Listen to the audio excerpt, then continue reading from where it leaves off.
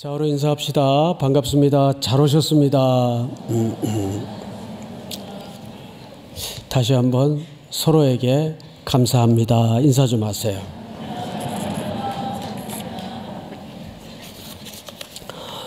오늘 우리가 좀 책을 바꾸어서 추수감사 주일이기 때문에 시편 100편에 나타난 감사의 의미를 보도록 하죠. 읽어보면 그 여느 감사의 내용이나 크게 특별한 거나 다를 바가 없습니다. 찬송하라, 감사하라, 그분은 인자하시다, 그분은 성실하시다.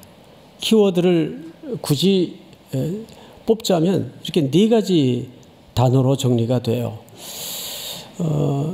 그런데 우리는 오늘 이 어쩌면 차짓 밋밋해 보이는 이 내용이 매우 특수한 환경에서 기록됐다는 것을 놓쳐서는 안 됩니다.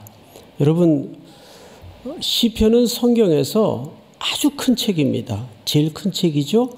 무려 150편까지 기록이 돼 있어요. 그러다 보니까 5권의 책으로 엮어졌다는 것을 아는 독자가 많지 않습니다. 그래서 1권, 2권, 3권, 4권, 5권 5개의 책으로 주제로 엮어진 것이 시편 150편입니다. 그런데 오늘 우리가 읽은 100편은 몇 번째 책에 기록된 내용인가 하면 4번째 책에 기록된 내용이에요. 그럼 4번째 책은 몇 편부터 몇 편까지가 4번째 책에 해당하는가? 시편 90편부터 시편 106편까지가 4번째 책입니다. 이 4번째 책이 갖는 주제가 굉장히 특별합니다. 그 속에서 오늘 감사를 말하기 때문에 4번째 시편으로 구성된 이 책의 성격을 알지 못하면 이 감사의 의미가 말하자면 퍼석해집니다. 그냥 평범한 의미로밖에는 들어올 수가 없습니다. 그래서 90편부터 106편까지가 4번째 책인데 그 중에서도 무슨 책이든지 여러분 서론이 있고 도입부가 있고 본론이 있겠죠. 그리고 이제 결말이 있게 됩니다. 그러면 그 중에서도 본론은 몇 편부터 몇 편까지인가? 어떻게 좀 복잡하십니까? 요거비만 넘어가면 오늘 어려운 대목 없어요. 본론은 92편부터 오늘 우리가 보고 있는 본문 100편까지가 본론입니다. 그래서 사실 오늘 우리는 그 4권의 책 중에 본론 부분의 마지막 대목을 보고자 하는 겁니다. 그런데 이것이 놀라운 구조로 되어 있어요. 본론의 첫머리. 그러면 92편을 한번 띄워주실까요?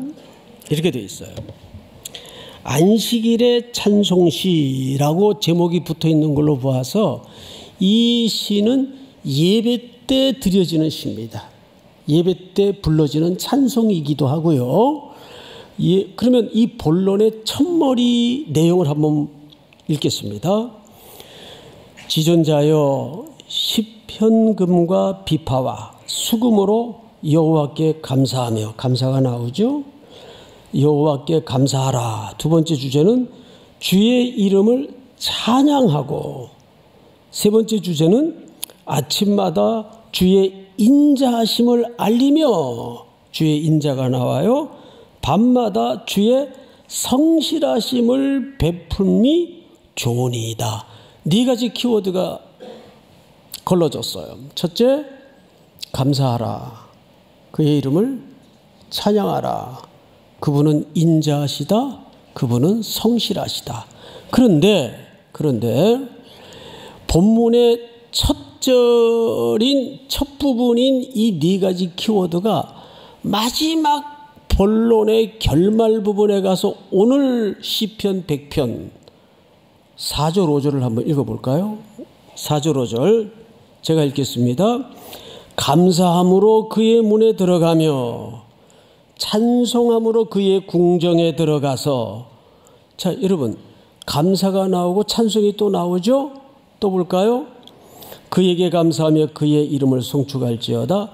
여호와는 어떡하시며 선하시며 인자나 선함이나 같은 표현이에요. 그의 인자하심이 영원하고 그의 또 뭐가 나오죠? 성실하심이 대대에 이르리로다. 자, 이제 다 끝났어요. 일단 첫 번째는 우리가 오늘 시편 100편이 위치가 어느 위치에 있는가를 지금 살피는 과정에 있습니다. 본론격인 92편을 우리가 읽어보니까 네 가지 주제가 등장을 했어요. 첫째는 감사하라, 찬송하라, 그는 인자하시다. 네 번째, 그는 성실하시다. 성실하시다. 그런데 본론의 마지막 부분인 100편도 4절 5절에서 보니까 이 네 가지 키워드가 같이 등장합니까? 같이 등장하지 않습니까? 같이 등장합니다. 똑같아요. 그러니까 시작도 감사, 찬송, 자비, 그분의 성실하심으로 시작을 했고, 근데 이게 전부 어느 시간에 드려지는 고백이에요? 예배 시에 드려지는 고백이에요. 그리고 본론의 마지막 대목인 오늘 본문 4절 5절을 보니까 이 네 가지 키워드가 등장함으로써 이렇게 감싸고 있어요. 그러면 그 안에 92편서부터 99편까지 100편 이전에 이 안의 내용은 어떤 내용인가? 그거를 알아야 이 양쪽을 감싸고 있는 감사의 찬양의 의미가 새로워지는 겁니다. 94편을 띄워주세요. 제가 읽겠습니다. 여호와여, 악인이 언제까지 개가를 부르리까? 자, 언제까지, 악인이 언제까지라는 말을 거듭 2번 사용합니다. 그러니까 지금 이 언약 공동체인 이스라엘 백성들, 예배자들이, 즉 성도들이, 하나님의 백성들이 처해 있는 환경은 앞뒤 시작과 결론과는 전혀 다른 상황이 벌어지고 있는 거예요. 일상 속에서. 얼마나 그 상황이 허걱될 정도이면 악인이 언제까지, 여기 개가라는 말은 승리의 노래를 부르도록 하나님 그대로 두십니까? 그러니까 하나님의 백성은 지금 앞뒤의 시작과 결론과 전혀 동떨어진 상황에 내던져져 있는 겁니다. 어느 정도인가? 4절. 그들이 마구 짓거리며 오만하게 떠들며 죄악을 행하는 자들이 다 자만하나이다. 어떻게 자만했나 한번 볼까요? 5절. 여호와여, 그들이 주의 백성을 짓밟으며 주의 소유라는 말은 재물을 얘기하는 게 아니고 하나님의 백성들을 주의 소유라고 합니다. 주의 소유를 어떻게 하죠? 곤고하게 만들어요. 그리고 과부와 나그네를 죽이며 고아를 살해하며 말하기를 여호와가 보지 못하며 야곱의 하나님이 알아차리지 못하리라 하나이다. 여기 야곱의 하나님이라는 수식어는 언약 백성을 얘기할 때 야곱의 하나님 이렇게 표현을 해요. 그러니까 이들은 계속 하나님의 백성들을 짓밟고 곤고하게 만들고 너덜너덜하게 만들면서 동시에 계속 입을 열면 자만하고 거짓말을 토해내고 악을 드러내고 나아가서 야, 하나님이 어디 있어? 여호와가 보지 못하며 야곱의 하나님이 알아차리지 못하리로다. 근데 우리도 그렇게 느낀단 말이에요. 정말 하나님은 부재하시는가? 아니 계신가? 어떻게 하나님이라면 이런 상황을 이렇게 그냥 방치하시기가 있는가? 이렇게 시작된 고난이 언제 끝이 나는가? 기약도 없고 깜깜한 터널 아래 갇힌 것 같고 먹장구름이 내 인생 전체를 뒤덮은 것 같아요. 지금 현실은 하나님의 백성들이 이런 상황에 있다고 말이에요. 그런데 시편 네 번째 책인 전체 구절을 보니까 그분을 찬양하라, 그분을 감사하라, 그분은 인자하시다, 그분은 성실하시다, 이걸 예배 속에서 선포하라고 말이에요. 그리고 마지막 본론의 마지막 부분인 오늘 시편 100편에서도 똑같은 얘기로 귀결이 돼요. 그러니까 내용과는 결말이 잘 안 맞아요. 자, 그런데 오늘 본론으로 돌아가서 시편 100편 1절을 한번 볼까요? 온 땅이여 여호와께 즐거운 찬송을 부를지어다. 여기 온 땅이라는 말은 이스라엘이라는 범주를 넘어서서 온 우주적 통치자가 하나님이심을 강조하는 거예요. 여기서는 하나님께 강조점이 있어요. 온 땅과 열방과 우주를 통치하시는 만유의 창조주 그 하나님께 즐거운 찬송을 드릴지어다. 그런데 내용을 우리가 보았지만 즐거움이 나올 상황입니까? 어떻게 정상적인 정서를 가진 백성이면, 인간이면 그런 모질게 겹겹이 다가오는 고통 속에서 어떻게 즐겁게 찬송을 해요? 근데 이렇게 명령할 때는 이게 전부 명령형 동사로 쓰여져 있어요. 이거는 이렇게 부탁을 하는 게 아니고 권하는 게 아니라 하나님의 명령이에요. 하나님의 명령. 즐겁게 찬송해라. 그 하나님이 명령을 할 때는 대안과 대책이 있을까요? 없을까요? 대안과 대책이 당연히 있죠. 그래서 우리는 시편 96편을 봐야 돼요. 시편 96편 이렇게 되어 있어요. 모든 나라 가운데서 이르기를 여호와께서 다스리시니 세계가 굳게 서고 온 땅의 통치자인 것처럼 굳게 서고 흔들리지 않으리라.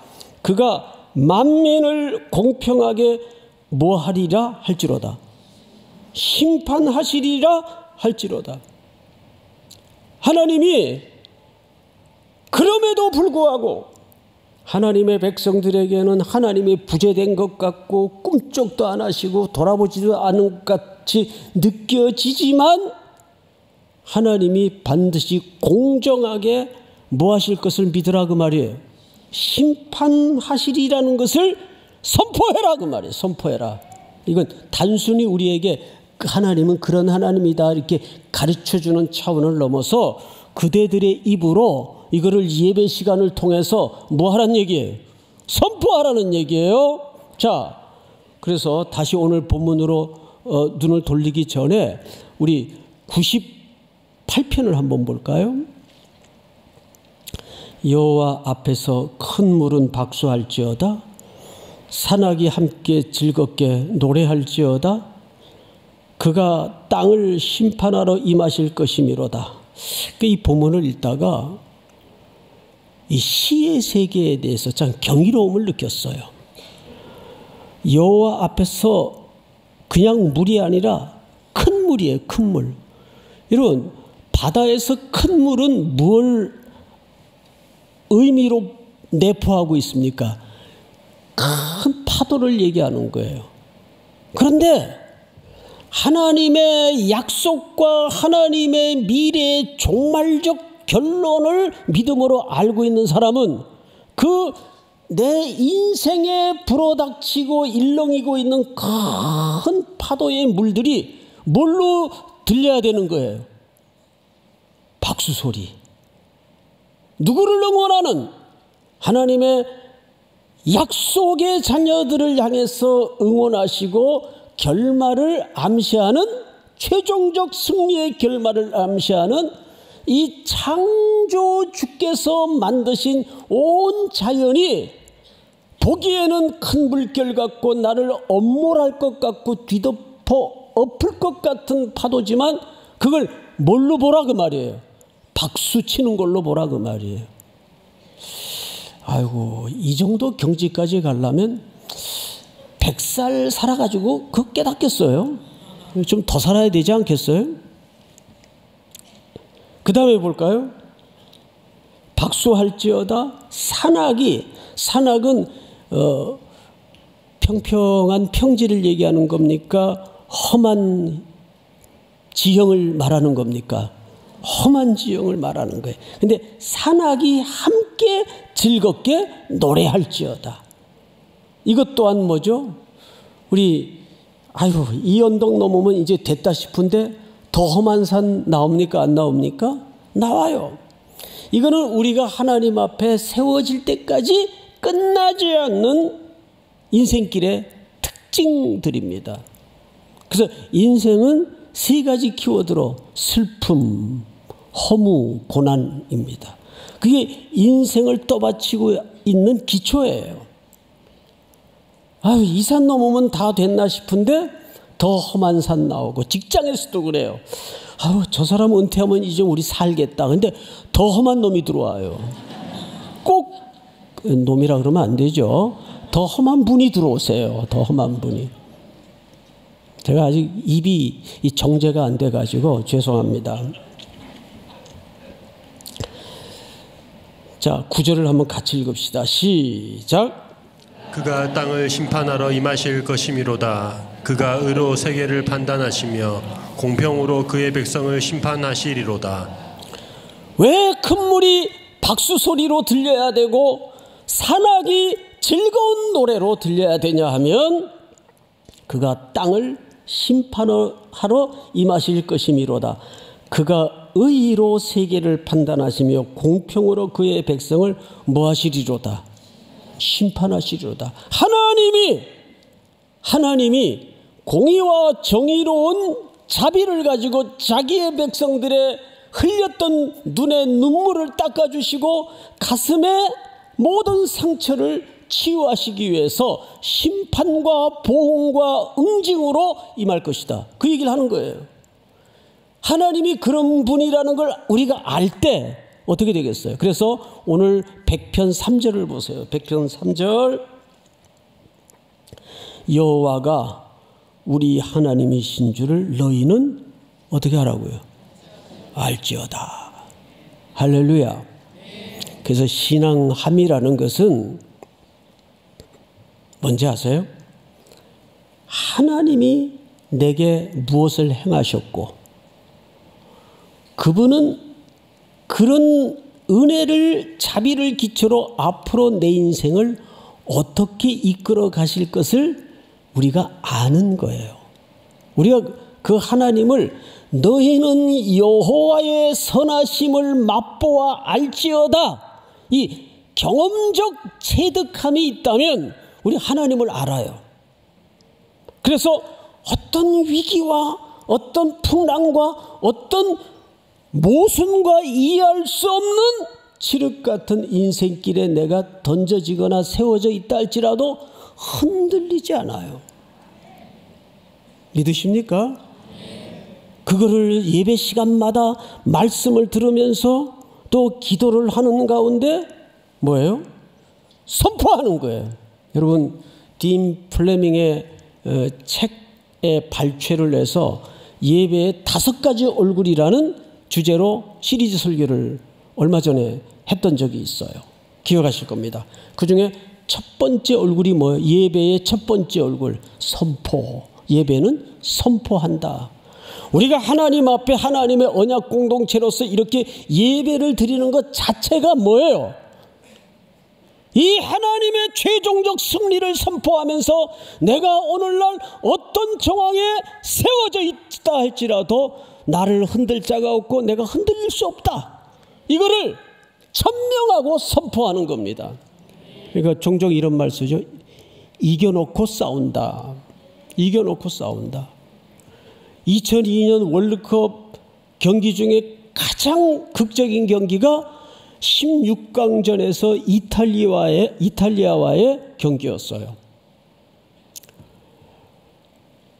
세계 최강의 이탈리아를 이기리라고 전 세계 우리 국민까지 합해서 상상했던 사람, 상상도 못했던 일이 일어난 거예요.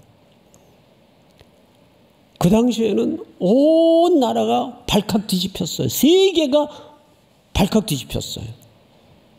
저 축구의 변방인 아시아의 조그만 나라가 이탈리아를 꺾었다? 요즘도 20몇 년이 지났지만 요즘도 우리가 그 경기를 보면 짜릿한데 지고 있는 점수가 있었어요. 그 과정에서. 아유, 정말 안 되겠다. 끝났다. 이러고 보는 사람이 있어요? 우리는 그 최종적 결말을 알기 때문에 빙글빙글 웃으면서 여유 있게 볼 수 있는 겁니다. 신앙이라는 게 똑같아요. 결말을 알고 싸우는 거예요. 결말을 알고 서 있는 거예요. 믿습니까? 2000년 전 갈보리 언덕에서 예수 그리스도께서 우리의 결말까지를 다 성취하시고 십자가의 대가를 지불하셨기 때문에 그것을 시간 속에서 풀어가다 보니까 우리는 이해하면서 걸어갈 뿐이지 이미 하나님에게는 시간의 의미가 필요할까요? 필요하지 않을까요? 하나님에게는 시간의 의미가 필요 없어요. 십자가에서 최종적인 어린 양의 승리로 모든 현재, 과거, 미래까지 점으로 영원히 결정하셨습니다. 우리는 그 결말을 하나님의 말씀으로 아는 거예요. 그래서 여러분 3절을 잘 보세요. 여호와가 우리 하나님이신 줄을 너희는 알지어다. 그는 우리를 지으시니요 우리는 그의 것이니 그의 백성이요 그의 어떤 양이로다? 기르시는 양이로다. 이것은 전형적인 하나님의 택한 언약 백성들에게만 사용되는 문장입니다. 여러분 430년 동안 애굽의 이스라엘 백성들이 노예로 묶여 있을 때 그들의 의지와 상관없이 어린 양이 죽음의 밤 유월절을 통과해서 그들을 홍해를 건너게 하셨습니다. 홍해를 건넨 이스라엘 백성들을 모세를 선두로 세워 제일 먼저 이끌어낸 장소가 어디입니까? 시내산입니다. 시내산에서 모세를 통해 하나님의 백성들에게 앞으로 살아갈 원리, 질서, 가치, 방향을 설정하셨어요. 그래서 출애굽기 19장을 보시면 이렇게 되어 있어요. 세계가 다 내게 속하였나니 너희가 내 말을 잘 듣고 내 언약을 지키면 이제부터 이스라엘 백성들은 언약 백성이에요. 피로 값주고 산 하나님의 백성이 되었단 말이죠. 너희는 모든 민족 중에서 내 뭐가 되겠고 소유가 되겠고. 6절 시작. 너희가 내게 대하여 제사장 나라가 되며 거룩한 백성이 되리라. 너는 이 말을 이스라엘 자손에게 전할지니라. 네, 이것을 계속 후손들에게 선포하고 선언하고 전해야 돼. 이게 오늘 이 시대를 사는 성도들의 책임입니다. 그게 40년이 지났어요. 이제 가나안 땅을 목전에 둔 언약 백성들에게 하나님이 이렇게 얘기하세요. 신명기 32장 어리석고 지혜 없는 백성아, 여호와께 이같이 보답하느냐? 이 무슨 얘기냐 하면 40년 동안 언약 공동체는 그렇게 피값으로 구원을 얻고 하나님의 백성이 되었건만 한 번도 하나님을 옳게 순종했거나 섬긴 적이 없어요. 계속 40년 내내 불평이었어요. 여러분, 돌발 퀴즈 하나 낼게요. 감사의 동의어가 뭔지 아세요? 감사의 동의어. 옆에 분하고 짜장면 내기 할까요? 감사의 동의어는 기억하다입니다. 기억하다. 그럼 반대로 감사의 반대말은 뭐예요? 잊어버리다. 이스라엘 백성들이 하나님을 믿지 못하고 40년 내내 광야길 속에서 불평하고 불만을 터뜨렸던 이면에 언제나 후렴처럼 따라다녔던 문장이 뭐였습니까? 그들이 잊었도다. 잊었도다. 하나님의 은혜를 잊었도다. 잊었도다. 잊었도다. 어떻게 너희를 구원해냈고 어떻게 하나님이 그 구원을 위해서 대가를 지불하셨는지를 잊었도다. 잊었도다. 잊을 때 불신앙적인 행동이 나온 거예요. 근데 성경을 다시 보세요. 32장 6절. 어리석고 지혜 없는 백성아 여호와께 이같이 보답하느냐? 그는 네 아버지시오. 너를 지으시니가 아니시냐? 그가 너를 만드시고 너를 세우셨도다.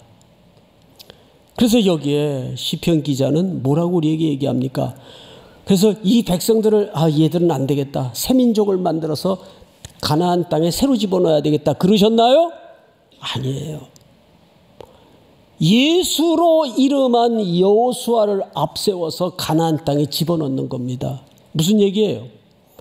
그럼에도 불구하고 십자가의 피값으로 지불하신 예수 그리스도의 공로로 이들을 끝까지 완성하시고 그들의 불신을 넘고 불순종을 뚫어서 하나님이 계획하신 완성의 자리에까지 기르시고 인도하시겠다는 돌보심과 양육을 약속하고 있는 겁니다.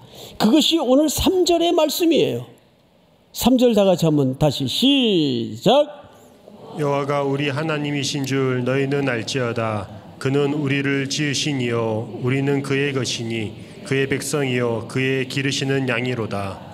이 말은 하나님에 대한 설명을 넘어서서 하나님이 그럼에도 불구하고 너희들을 내가 놓지 않고 포기하지 않고 반드시 길러서 만들겠다 그 말이에요. 그러면서 하나님의 속성에 대해서 소개를 합니다. 4절 제가 읽습니다. 감사함으로 그의 문에 들어가며 찬송함으로 그 궁정에 들어가서, 자, 문을 통과해서 어디로 들어가라고요? 하나님의 궁정으로 들어가라고요. 즉 하나님이 어떤 분인지를 그 임재를 경험하고 그분을 알아가는데 다시 한번 전심전력을 다하라. 그분은 어떤 분이냐? 5절 이렇게 돼 있어요. 우리말 성경에는 그 번역을 생략했는데 히브리 말에는 어떤 내용이 5절에 시작되냐면, 왜냐하면 왜 우리가 그분을 향하여 노래하고 그분을 향하여 언제든지 감사할 수 있어야 되느냐? 왜냐하면 여호와는 선하시니 그의 인자하심이 영원하고 그의 뭐가? 성실하심이 대대에 이르리로다. 대대에 이른다는 말은 완성될 때까지 포기 못한다 그 말이에요. 그게 영원하신 하나님이라는 말 속에 모든 상황 속에서 네가 동에서 널브러져 있던 서쪽에서 널브러져 있던 고려하지 않는다. 어떤 상황 속에서도 피로 값주고 산 내 백성은 결말에 이르기까지 하나님이 만들어내고 말겠다는 선언을 하라 그 말이에요. 언제? 예배 시간을 통해서 찬송 속에 그 고백이 터져 나와야 되고, 노래 속에 그 고백이 터져 나와야 되고, 간구 속에 그 고백이 터져 나와야 되고, 예배라는 공동체적인 고백 속에서 그 고백이 터져 나와. 이것이 예배는 선포라는, 내 인생의 결말과 이 세상을 향한 하나님에 대한 선포라는 말이 그래서 성립이 되는 겁니다. 믿습니까? 자, 우리 왜냐하면 넣어서 5절을 마지막으로 다 같이 다시 한번 읽겠습니다. 시작. 왜냐하면 여호와는 선하시니 그의 인자하심이 영원하고 그의 성실하심이 대대에 이르리로다. 아멘. 그러니까 오늘 시편 100편은 그냥 언제든지 사람이 감사할 줄 알아야지 이런 밋밋하고 평범한 얘기가 아니라, 우리가 시편 92편서부터 쭉 본 것처럼 인생의 경랑 속에서 이해할 수도 없는 짓눌림 속에서도 최종적인 결말을 믿고 하나님을 바라보고 그분의 선하심과 성실하심과 인자하심을 고백하면서 예배 시간을 통해서 그 감사를 터져내고 표출하라 그 말이에요. 믿습니까? 그런 마르지 않는 하나님의 자비와 긍휼이 무궁하심으로 우리가 진멸되지 않을 것을 믿고 하나님의 성실하심에 여러분들의 감사가 다시 한번 기초되는 은혜가 있기를 주의 이름으로 축복합니다. 다 일어나십시다. 하나님이시여, 하나님이시여,